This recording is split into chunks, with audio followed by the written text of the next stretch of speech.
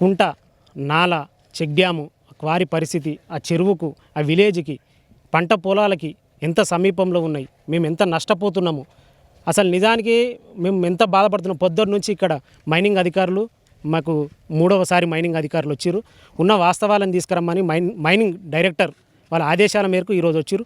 పొద్దున్న నుంచి ఇప్పటి వరకు ఉన్న వాస్తవాలని మేము లేనిది పోంది మేము చెప్తలేము, ఉన్న వాస్తవాలను చెప్తాము.